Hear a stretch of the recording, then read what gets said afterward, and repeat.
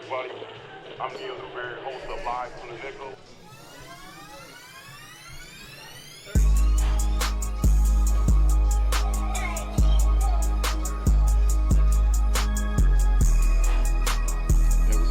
This is good right here. You don't need to turn it.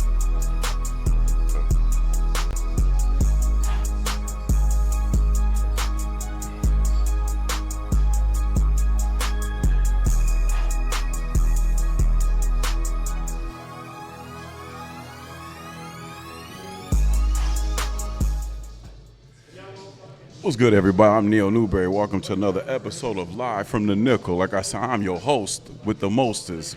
We back at it, you know what I'm saying? We had a week off to relax for 4th of July weekend. I got a good one for y'all. Make sure y'all know to subscribe to our podcast. We sponsored by School Matters. You know, I got the t-shirts. Y'all can hit me on IG. Y'all can hit me on Facebook. Y'all can hit me all over if y'all want because I got it if you need it.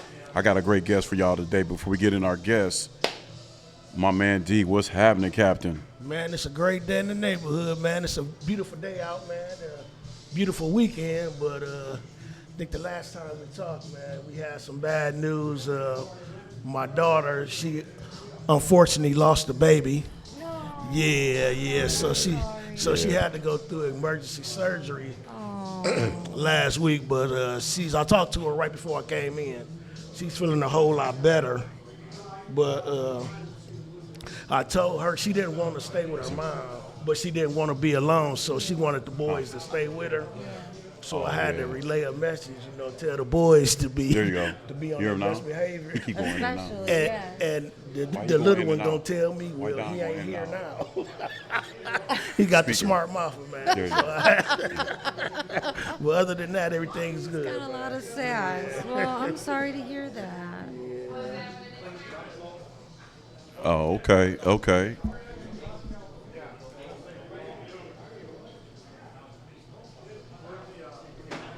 Yeah, we'll make sure everything was good. Our guest said he couldn't hear it down at the end, but maybe I can hear you. Oh, He popped, I think it was the music. Maybe it was kind of. That's all it is. It's all good. We professionals at this now. Sometimes it jump in and jump out. So if you move your We face just roll with it. But Nick got it going. You hear me? My guest, you hear me? Oh, there we go. There we go. We good. Like I said, hey Don, like we talked about it. It's a sad situation. I'm glad she's okay. yeah, she's doing a whole lot better, man. Absolutely. I love. Shout out to my niece, Alexa, aka Gypsy, in the building. But we love you and just keep doing what you're doing. You gonna have to get them grandboys, Don. They talking smack on the phone. You said to him, his grandboys, they be testing. They be testing him, especially that little one. That little one, Aiden. But shout out to the family. I'm glad everybody doing okay. But you good too, right, Mr. Brown? Say that again, Neil. You good. Oh, yes, sir. Absolutely, man. You doing good. Hey, thanks for having me over for 4th of July, man. The food was good, like I told you. Oh. I'm gonna come get my watermelon today. Yeah, man. I hope you enjoyed that plate I finished for you. Oh, I did. I ain't gonna. I'm gonna hit you on the. I fucked up that spaghetti. Everything. I told you I was licking on that bone. That bone was good, man. The barbecue is all where it's at, man. I ain't gonna front. You know what I'm saying? But yeah, it was good, man. Thank you, man. I appreciate it. And the cake was smacking. So shout out. What's up, sis? How you feeling, man? Pretty good today. A little tired. It was a long week. Worked a lot this week. It's been pretty warm out. The heat. I'm not a real hot weather girl. Mm-hmm. As you can see, I'm a little pale. But yeah, good. Doing good. I feel like this week really flew by. Your child had a birthday. Your little doggy dog. Charlie, he turned 2 years old. Yeah. Yeah, he's in the terrible twos. Shout out to Charlie. But he was also terrible ones and, terrible. Wait, dogs 6 have terrible months. twos too? Oh, okay. Yeah. I think it's just him. I think every age is terrible with him. He's just a crazy boy. He's just crazy, but A lot of energy. Yeah, he's got a whole lot of energy. But he's very smart. He's very sweet. I love him. So he definitely got spoiled for his birthday. New I want to know toys, treats. what's up with the cake. You got a cake for him, didn't you? I didn't get him a cake, but I got him cookies that are like Oreos, and they have birthday cake frosting inside of them. And That's when different. I tell you, like, I would eat them, I'd eat them. Like What? they smell really good. Like birthday So cake. are they for humans and dogs? Humans can eat them. They're like not toxic, or they don't have like dog food in them. Pause. They just don't have like a lot of salt or sugar, or, Oh, so it's healthy then. Like I guess they'd probably taste comparable like low fat cookies or like Bro. sugar free cookies or something like that. I've been seeing that a lot on TikTok. A lot of the owners are feeding for their birthday or whatever. They're giving the Yeah. cake and muffins. They're part of the family too. Shout out to my man Eric Chase. That's what he does. He be giving his dogs with Diddy and the other one. I can't remember the name. I still crack up when he named his dog Diddy. He loves his dogs. I know. I wouldn't have did that, man. That was funny. Okay, that's what's up, man. Like you guys see that we're always changing things around to make things better and look professional, and we are professional at all times. One of the greatest, it will be one of the greatest sports podcasts here in Toledo, Ohio.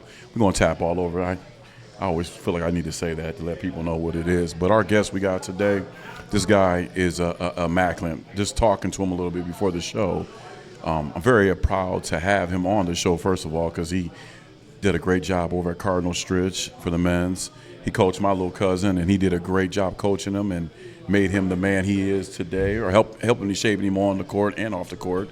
A mentor to these young men that we need out here like that. He's been coaching for 12 years, man. He's been around. I had to really do some digging on you guys on him, man, because and then I had to tap in and channel some people. They're like, oh yeah, he do his thing, and I'm just like I'm so super excited to have him on the show, man. I wanted us to be out back, but it's kind of hot earlier, and then I went back there, man, Don, and it was breezy. I was so mad. I'm salty, man. Too steamy. I was back there at like 1:45, and it was kind of hot. And then I go back there now to do a video, and it's just nice and breezy. I was so mad. And I said, I'm going to go back inside. But who am I talking about, ladies and gentlemen? I want y'all, when y'all see him, y'all pay homage to him, give him some respect, put some respect on his name because he's doing what he's doing. My man, Shaun. My boy, Shaun in the building. I like your middle name, Shaun. I mean, it's not your middle name, but if that was definitely your middle name, man, I like the middle name. I really do, man. But who am I talking about? Shaun Scott, ladies and gentlemen. Welcome to the Nickel, Shaun. Thank you for having me. Bro. Appreciate it. Your middle, that should be, I know that show, you're going to tell everybody about your situation, why you put that middle initial or whatever inside of there. But before we tap into Shaun, ladies and gentlemen, let me give Shaun the little care package, so everybody that comes on the show. I got some gifts. For sure. We all, you know what? So I'm going to get you a hoodie. So I got you a T-shirt, but she was so busy, and shout out to Miss Evelyn. She be on point. But I'm going to get you definitely a hoodie so you can wear it in the wintertime. All right, from the Nickel. I appreciate it. Oh, Thank man, you for ain't no having problem. me. Yes, oh, man, thank it's you. good. Thank you. To have a legend on 12 years, and that's a long time, bro, in the game. And you young. Yeah. That's what's up. Yeah. You get in and jump in while you early, you know what I'm saying? The other thing is, all the guests that come on, man, I want to get their autograph. So if you can sign that helmet anywhere on the helmet. Anywhere on the helmet. You can put whatever you want on there, just don't put no bad words. Oh, no, for sure. No, but we want to show our appreciation to people that come on to the show, man, and by getting their autograph, because I don't know, you might end up coaching in the women's NBA, men's NBA, summer league, I don't know. But it's always a good time to have somebody come on there and give us our autograph. Right there in the middle of Ohio. Aha, I like that. Perfect spot. We always, and another thing is, I appreciate you, Shaun, coming on here, man. So to the right of you is one of the best bartenders in the city of Toledo. It's my sister, I love her. So I'm going to let her take off with the questions, and then Mr. Brown, and I'll tap in. So let's get it, y'all. Well, I don't have any bartending questions. But I guess we'll get started with what led you on the path to coaching? So, born and raised here in Toledo, Ohio. Been involved in sports all my life. 3-sport athlete coming up. I played soccer in the fall, basketball in the winter, and then my uncle, rest in peace to my Uncle James, he actually said my best sport that I played in was baseball, so I would play baseball in the spring. And so went to St. John's Jesuit High School, played basketball there for Coach Heinchel. And then after I graduated from St. John's, I wasn't recruited anywhere. I was just your typical athlete. I mean, I've practiced alongside some great athletes, played against great athletes in the Toledo area at that time. And so me, the same size as I am now, 5'10", 6 foot, 180 pounds, soaking wet, went to the University of Cincinnati. And so I tried to walk on. Horrible situation. I'm playing against guys 6'7", 6'8" point guards, could jump out the gym. Yeah. That just wasn't my forte. And so, but I've always wanted to stay connected to the game. And so it was a organization here in the Toledo area called the Fellowship of Christian Athletes. Janae Hicklin, she used to run it at that time, and she asked me would I like to be a chaplain. And so the school in which that I was chosen to be a chaplain at was also my cousin's school. That's Woodward High School. So Mark Nabs, shout out to my cousin Mark Nabs, head coach of the Woodward Polar Bears. And so I was a chaplain over Woodward Polar Bears at that time. So I was doing Fellowship of Christian Athletes for about 2 years. And then entering my third year, Mark was like, okay, he's seen how good I was working with the kids. Like I said, I've been working basketball all my life. So it's, working with and mentoring the players on the team. I also go up and down with them, just still playing active. And he'd seen how good I was and the reactions to me being a chaplain at that time. And he was like, next year, I'm gonna sign you up to be a head coach of our 7th and 8th program. I mean, it's my older cousin. I'm thinking he's just talking to me.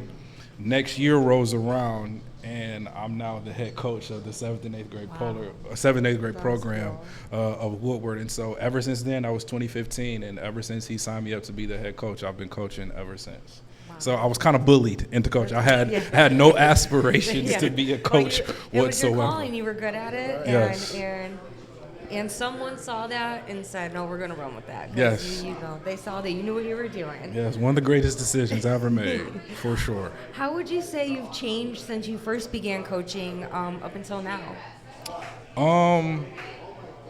The mentality and being able to connect with young men. The generations before us, they would say, our generation, they're so different. And then as being in the position that I am now, is saying, the generation is different. So just learning to compromise. I was raised by a great village, strong, independent, men and women. And so being raised, it was a strong, bullheaded, it's my way or the highway. Being that this generation is a little different, learning to compromise. And I mean, you have your non-negotiables in which that you have, but learning to compromise and just being able to talk to them on their level.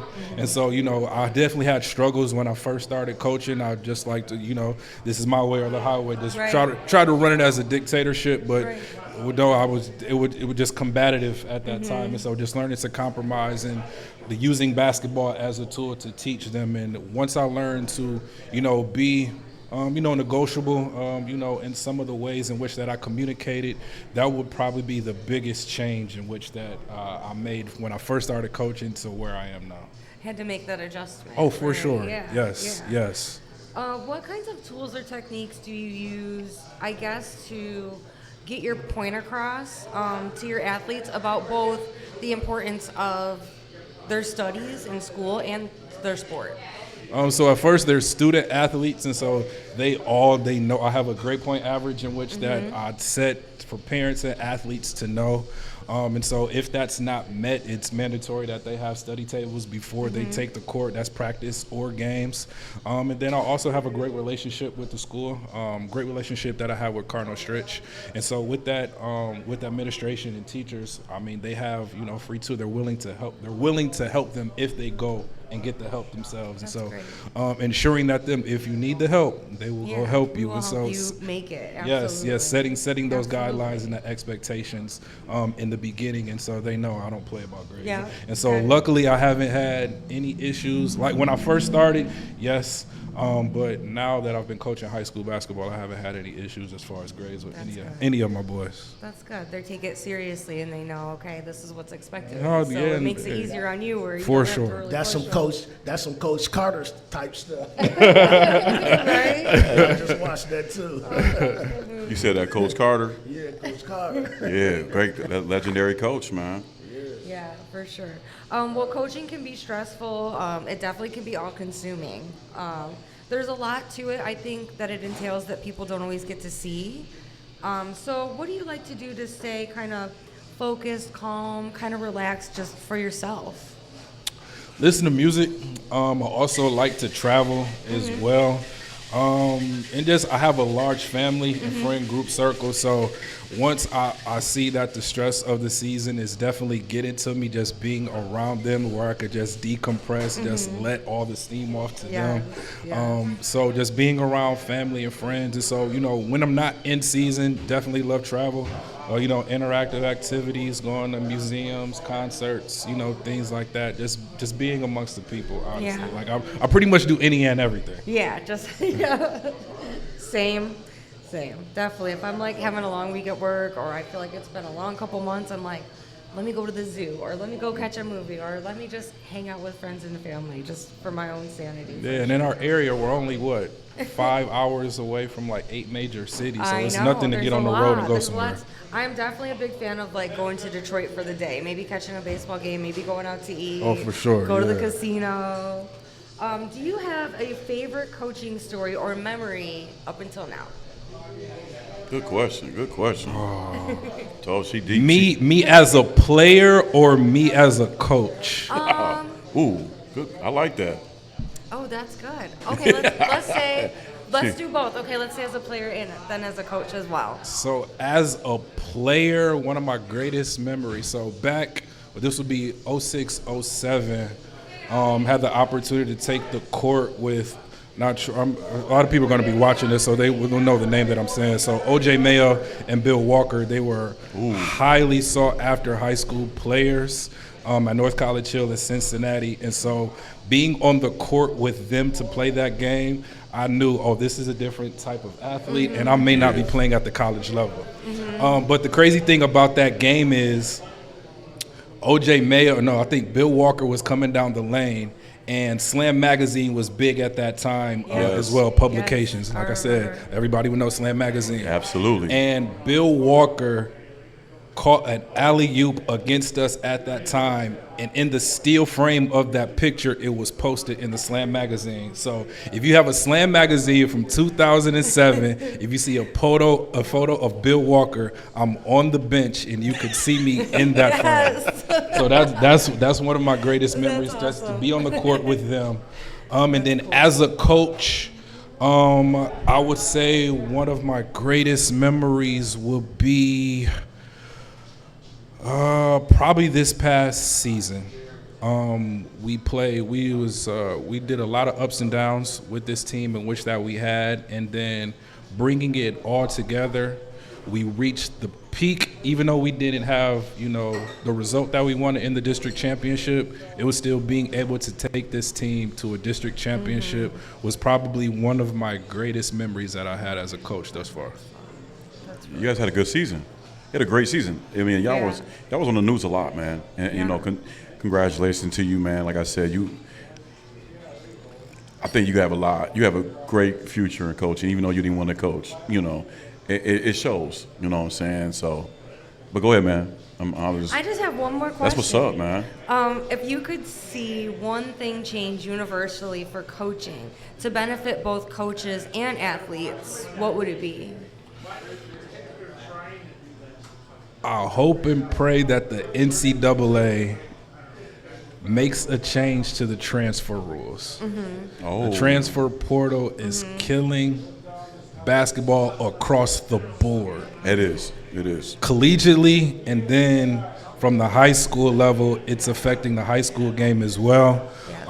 And so being that players have the opportunities to just get up and leave, it takes away from the grind of having to stick through and fight through adversity. And so I hope and pray that, the transfer rules and portals change, because a lot of our kids are going to suffer because of it.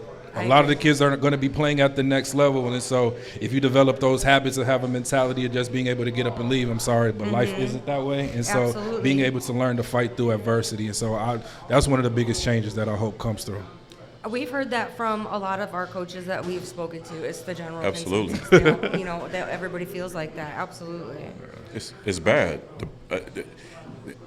The NCAA has to do something about it. Yeah. Because if you look at the coaches that were in the coaching realm for a long time, some stepped away because they've been in it doing it. But if you look at like how Coach K got out, John Shar's doing a great job. But if you look at some of the coaches, for instance, the Michigan coach, me and Don talked about it on. I was at his house Friday. He left, left from Michigan, and he goes over to the Dallas Mavericks. Now, he would have stayed, he probably would have had a nice team too, but you don't know what's going to happen. It's like you got to start all over every time a class leaves. You got to recruit every year. You don't know if they're going to stay the next year or so, or they could change their mind because another school can throw more money at them. So I agree with Shaun on that. They got to get that together, man. That's a mess. And not just in basketball, everything. It's all sports. Yeah, you got to tap in. Even college football. Nick Saban, he said, I can't do it anymore. No. It's like it's ruining the sport and it's ruining our kids. I think it's a real disadvantage to the athlete. I mean, One or two might be making that $1 million. Absolutely. But it's not everybody. And we heard from a lot of the college athletes when we did our presentation downtown at Imagination Station. Yeah, mental health. Yeah, and how they talked about, the NIL is not what you guys think it is. This is not what you guys think it is, They basically, yes. Man, you're absolutely right, because I like when she was talking to us. They really taught those kids, Not everybody's making that top dollar. Exactly. So you might be a bunk with a roommate, and your roommate making thousands of dollars, and you might be making $50. You're scraping to get by. Right. Yeah. And that's where they need to really get into that. And I like that you brought that up, man. That's absolutely true. I mean, I get it in some instances if something happens out of school, you're not connecting with a coach. Yes. Okay, I can get it. You can have one transfer. Right. Yes. But if you're just sitting the bench and just because somebody is better than you, it's like, I'm just about to get up and leave. Right. Maybe you're just not good enough to play and be on the court. Right. As a coach myself, I've never went into a game saying, you know what, I'm not going to play my best players. No, I'm going to coach this game to lose. Facts. We coach to win, to play our best players. So clearly there's a reason why you're not on the floor. Have a discussion to see why aren't you on the floor and move Improve forward yourself. to do. Exactly. I'm gonna say it like this: you reach your turning point. You might not be what you thought you was in high school. Yeah. You're playing on another level, like you said. When you went to that play basketball and you played against Bill Walker, which was a great ball player that played in the NBA, and OJ Mayo, a true legend. You get on there and you look like, oh, this is different. It's different. So you got to play your position. You might be the 6th man. You might be the 12th man coming off the bench. Everybody can't be top 5. Not everybody top 5, so you got to play your position. Go ahead, Miss Amanda, my bad. No, I'm good. That was it. That was my last question. Oh, That was my okay. You got some great questions. Thanks. You like Oprah Winfrey over there. I was thoughtful. You know what I'm saying? Her questions is deep. Mr. Brown, can you back it up? She always do. Yes, sir. Yes, sir. But Shaun, what I got a question for you is, day one, taking over the head coaching position, what was your day one priority on how to transform that current roster to your winning culture? Being that I was, before I got the head coaching position, I was at Stritch for a year. But in that time, I lost 8 seniors at that time. And so it was going to be a very, very young team. And it was a gift and a curse at the same exact time, because all the players in which that I had were young, so definitely had the time to mold and teach them into what I needed and wanted them to be. And so first year was definitely a struggle. I only had one player who had any varsity experience, and so having the entire team of one player varsity experience, you're going to go through your ups, you're going to go through your downs. And so like I said, it was a gift and a curse. The curse was, just that lack of experience, but the gift is they learned throughout that entire year, and a lot of young players got thrown into the fire early. And so being that they got thrown into the fire early that year, that led into the year in which that we had last year. And so getting that experience, going through the ups and the downs, and like I said, learning my expectations, what I wanted from them. Even though in the beginning it was rough, but using that experience, and what we did last year, it was great. Okay, another question I got for you. How do you plan to identify and retain local talent? Because like you said, I know you got a pipeline through Woodward, Scott, So you have a pipeline. So how would you maintain that? I mean, it's all through relationships.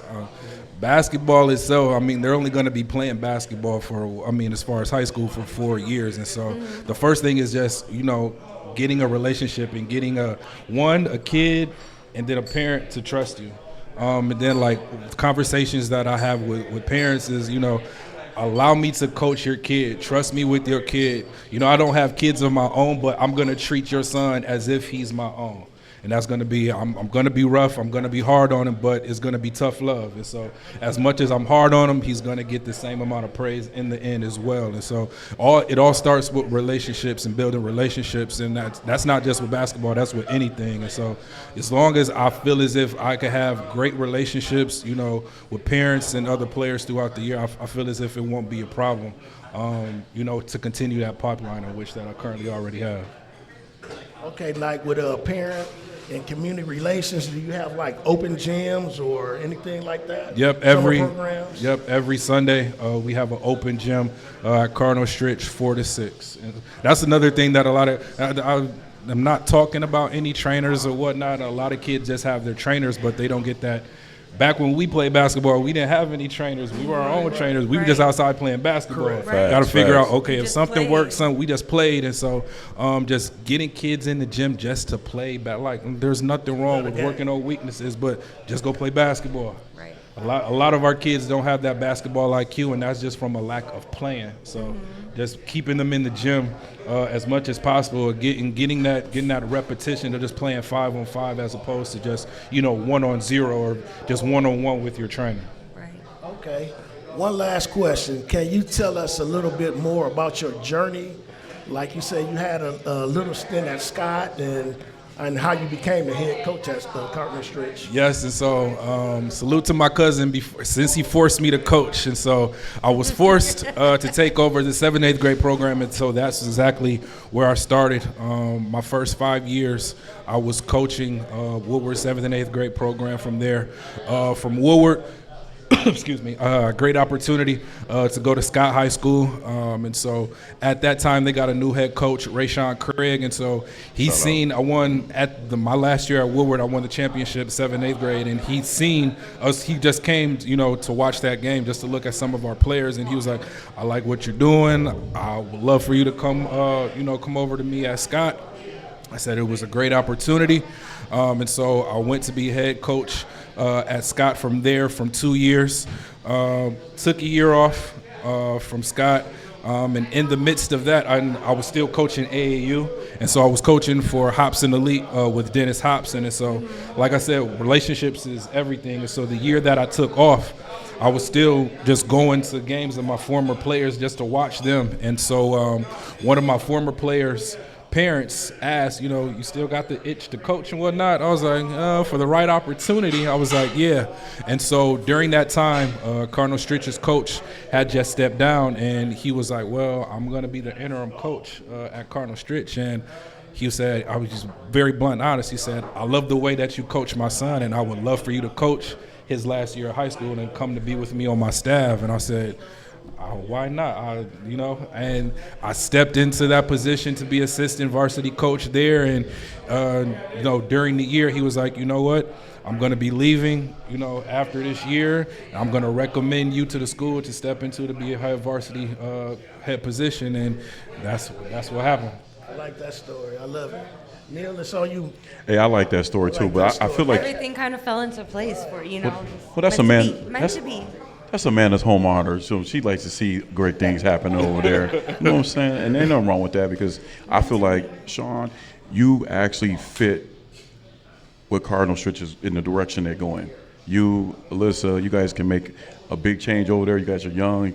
You guys got some time behind the wheel, but, keep doing what you're doing, man. I'm real proud of you, and keep it up, man. 'Cause like I said, we need more positive people like you in the city that's taking initiative. Like you said, I'm not just going to be your coach, I'm going to be your friend, but it's going to be tough love. Yeah. And I think that we lost that art. That's a lost art. And having you guys, the young folks out there that's taking it seriously and have passion for it, we need that. So condolences to you, Mom. Congratulations on what you did this year. I mean, and then on top of that, you guys, he's the second black coach there. That's a great thing, man. You know, it's back in the day, like I told him, that if you go back when I was in high school, Cardinal Stritch was Cardinal Stritch. Me too. We You know what were I'm not. saying? Cardinal Stritch was They're Cardinal definitely Stritch. doing a lot better than when Yeah. I went there. With time, yeah. Basketball team was not very good. Amanda knows. Amanda went to school there. You know what I'm saying? Had her little. We weren't known tent. for our basketball team. But it's a beautiful thing to see our young folks like Shaun and everybody else that's coaching that we had on the show to take it to another level. And like I said, man, congratulations to you this year. Thank you for what you did for my little cousin, man, too. I really appreciate that because I look at you, I can see you coaching in the next level in college because you got that tenacity, you got that grind, man. And you know what I'm saying? You got that ill will to get at it. So keep it up, my brother. But don't leave yet because we got some egg Don. He's a LeBron's fan. So maybe he could tell us where LeBron going. But before we get into the NBA talks and stuff like that, number one, we're going to give a shout out to our hometown hero. You know, I love her to death. She's doing such a great job in women's basketball. Me and Shaun was talking about her a little bit. She made another all-star team again. She's still playing at a high level, you know, and she's got a book coming out. To Natasha Howard, man, I love you. I love what you're doing. Keep it up. She definitely gonna come on my show. I'm gonna get her. I know she's busy playing right now, but I'm gonna definitely get her. One of these days. Yeah, she, you know, shout out to her, man. She's doing a terrific and playing at a high level still putting up, 15, 20 points and some rebounds. So shout out to her.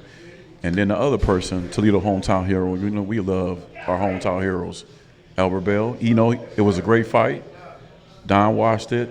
Shaun, I'm sure you probably watched it. Yeah. He always puts on a great Amanda, fight. he does. He really is incredible. He reminds me of Sugar Ray Leonard and Roy Jones all in one.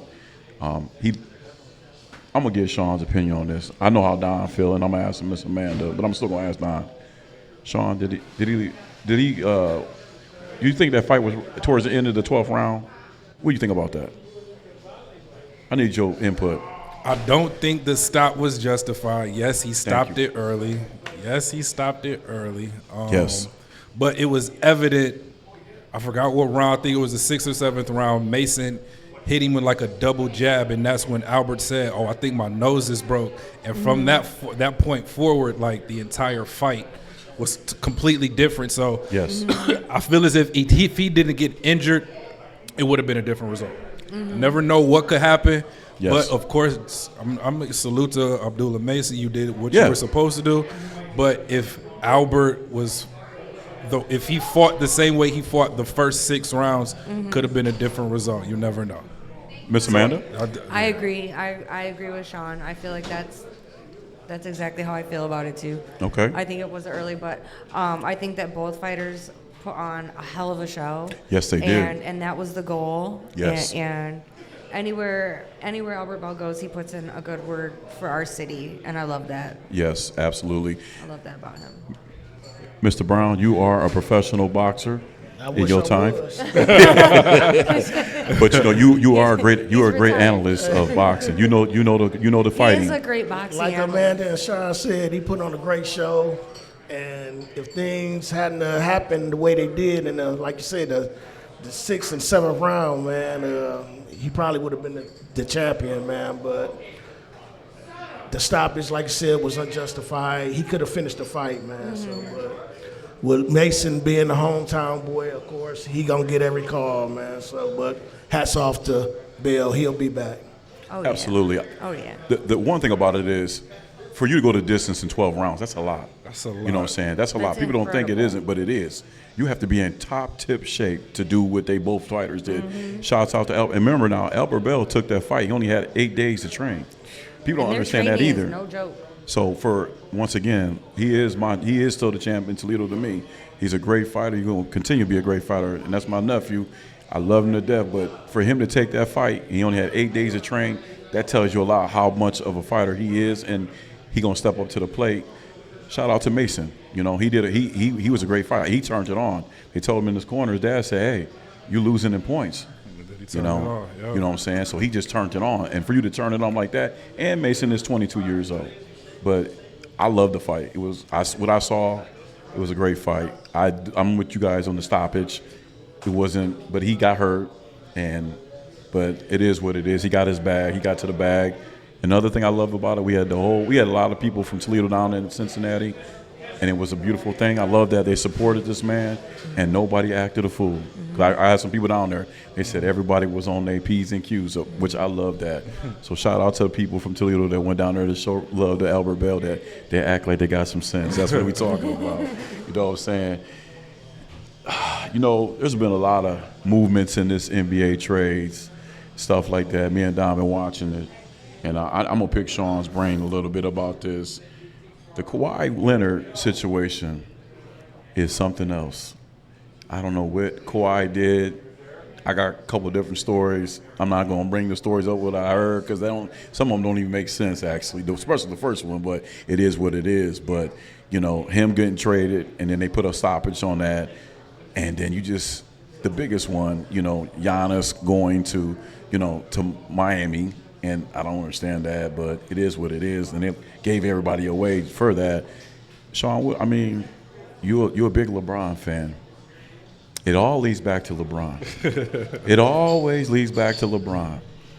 I need your opinion. With all this is going on, shout out to my Sixers too. Because we got a steal of a deal, getting Jaylen Brown. And I'm super happy about that. But anyways, yo man, LeBron James, where the hell he going?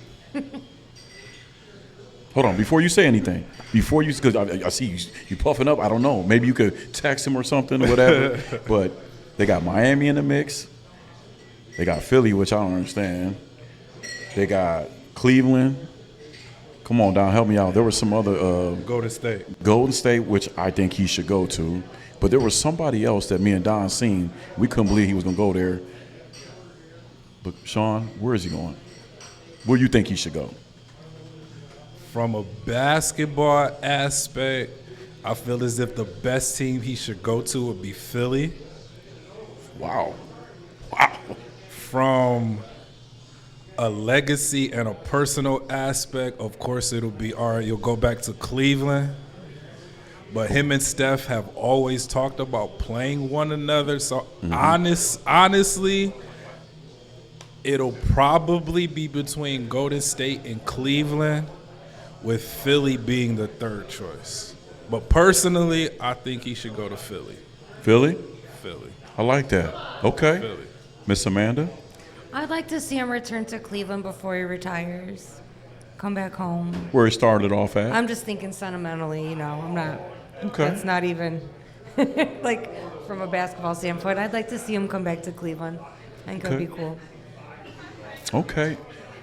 So, Mr. Brown, you are a diehard Cleveland fan. You have an Airbnb in Cleveland. Man, a couple of them. You already know I'm saying Cleveland all the way, man.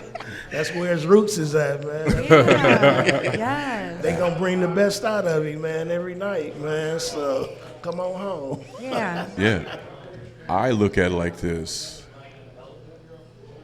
He's the king. I'm not a big LeBron fan, you know. I like what he's done for the league. Seeing him playing with his son was a great thing. It's never happened before.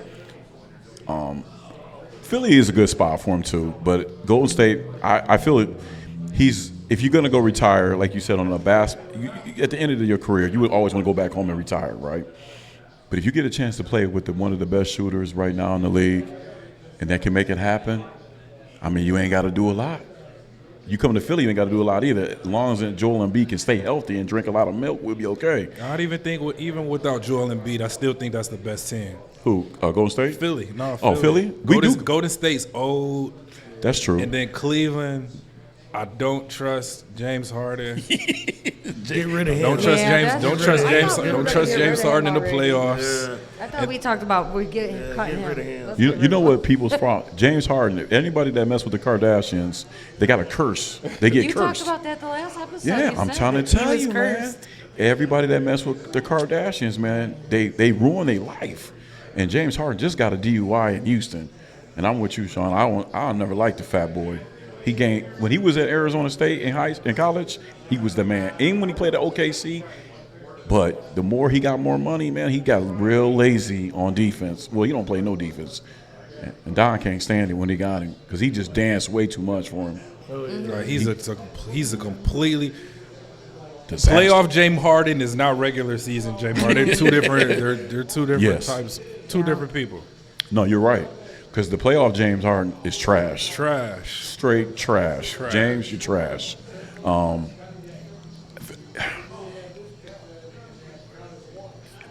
best chance to win a championship is gonna be in the East. Yeah. Because if he went to Golden State, man, it's a lot, man. He got to go through Denver, San Antonio, OKC, man, Minnesota. Yeah. I think he'll have an easier path to go in the East to make it to the championship. Yeah, because he will only have to. His only competition would be Boston, New York, Miami, and New York. Yeah. Like he go to Philly, they're automatically going to be a top 4 team in the East, and two of those teams are going to battle it out. So you just literally going to have to beat 2 of them. Mm-hmm. So, yeah. East would be better because you go to the West, you're gonna struggle. You're gonna struggle because I mean, OKC is not. They're not done yet. They just beginning. They lost their number 2 scorer and the number 3 scorer. So you got to think about that. If they would have beat Wemby and them, if they would have had Jalen, you know what I'm saying. So if you LeBron, you just take your butt to the East, go somewhere where you ain't got to play a lot like Philly. If you get rid of James Harden, him and Spider can coexist, but you got to get rid of James Harden. So it is what it is. Hey, I know Miss Amanda didn't go. Did you go to the Chris Brown concert? No, I haven't gone yet. Yeah, I definitely did haven't not gone go. yet. You Shout know out. I don't like him. That's why I ain't ask you. She's a Taylor Swiftie. You know what I'm saying?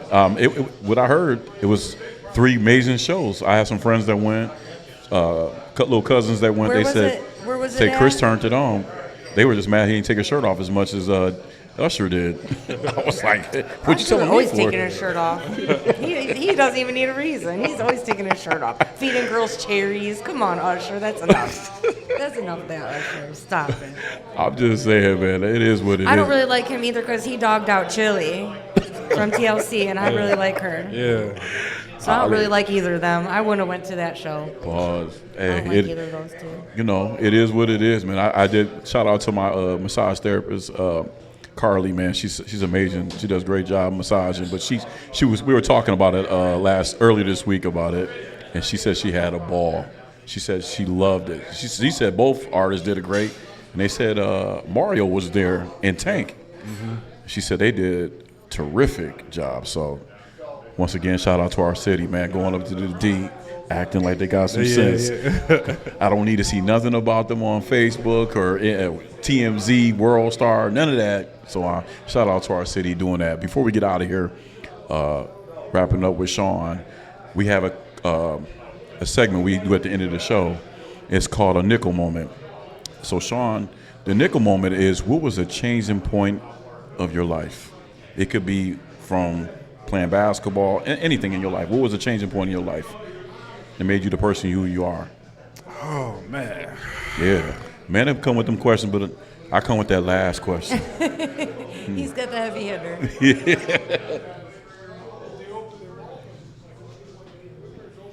Wow. Man, that's the first time I've ever seen somebody just had to really contemplate that. I like that. That's a deep question. He's really thinking about it. Probably my nickel moment was being let go at my previous employer. Ooh. Let go at my previous employer. I've always had an entrepreneurial mind state, entrepreneurial like aspirations in which that I've had. And being let go, that literally a lot of people talk about, just take the leap of faith. It's a lot easier to just take the leap of faith as opposed to being pushed and you have to go fly on your own. Yeah. And so I didn't take a leap of faith. I was pushed out and I literally had to go fly on my own. And so that was probably the turning point in my life and just letting me know I can be self-sufficient. I can be self-employed and within myself. And so I needed that push. I would probably say that would be my nickel moment. That will be my nickel moment because it forced me out of my comfort zone. Yes. Of being to fully rely not just on myself, but using my network of family and friends, resources. And so, yes, I needed that push to know. And with that, I will probably never go back to a 9-to-5 ever again. I would That's probably great. never go back to a 9 to 5. I needed that push, and so I'll probably say that was my nickel moment. That's a great moment. That's a great moment because, coaching, and we said it when we had a lot of different coaches up here, men or women, coaching ain't for everybody. It isn't. It takes a special individual to do that. Everybody has to play their position in life what they're good at. Not everybody can. Some people are meant to be doctors. Some people are meant to be barbers. You're meant to coach. You have that look as a coach. But then if you watch you, and when I talk to certain people about you, they say you have that. You have that grind about you. So I like that nickel moment. That was great, man. Hey, man, it was nice having you on, man. Keep doing what you're doing. We're going to come check you out coaching, man. This upcoming year going to be a little tough, but I know you can handle it. No matter what's get thrown at you, you're going to handle it like a G anyway. So I appreciate you coming on. We won't be here next week. I'll be out of town, going to visit my babies. Vacation. Yes. Do some other things, whatever else. But we'll be back the following week on the 26th. We got another great guest. My man is doing a great thing for the city. He works for the city, but he runs top-notch with the coach, what we call the AOU thing, John Boyd. Good man. I love what he's doing, and he's going to be on our show next. But if y'all live right, do right, y'all going to be all right. Peace. Thanks, bro. We're just going to go ahead and break this down.